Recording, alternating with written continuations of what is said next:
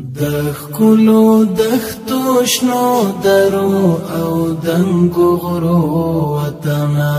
د ریاست الوزرا اقتصادي مرستیال محترم ملا عبدالغني برادر اخوند په مشرۍ د اقتصادي کمیسیون په وروستۍ نوبتي غونډه کې د اوسپنې پټلۍ او برېښنا اړوند پروژو د لومړیتوبونو ټاکلو په موخه دوې جلا کمیټې جوړې شوې. د دغو بین الوزارتي کمیټو د چارو د همغږۍ په موخه به د ریاست الوزرا اقتصادي معاونیت له اړوندو وزارتونو سره د موضوعاتو د تعقیب او تطبیق په موخه د معینانو په کچه کار وکړي. د اقتصادي کمیسیون د پریکړې پر اساس یادو کمیټو ته دنده سپارل شوې چې د اوسپنې پټلۍ او برېښنا اړوند هغه پروژې مشخصې کړي چې د افغانستان د کورنیو عوایدو پر مټ یې ودانیزې چارې بشپړېدای شي. یادې کمیټې به د وروستیو تصمیمونو په موخه خپل راپورونه اقتصادي کمیسیون ته وړاندې کوي. د افغانستان اسلامي امارت په هیواد کې دننه د بنسټیزو پروژو د تمویل لپاره پر کورنیو عوایدو تمرکز کوي او دا چاره یې په لومړیتوبونو کې ځای لري. د ریاست الوزرا اقتصادي معاونیت لخوا د افغان متخصصینو په مرسته عملاً په هغه اوږدمهاله پلانونو کار روان دی چې له مخې به یې په هیواد کې لویې زیربنایي پروژې د کورنیو عوایدو پر مټ تمویل او عملي شي چې په پایله کې به یې لسګونو زرو کسانو ته د کار زمینه برابره او اقتصادي وده به ورسره لوړه شي.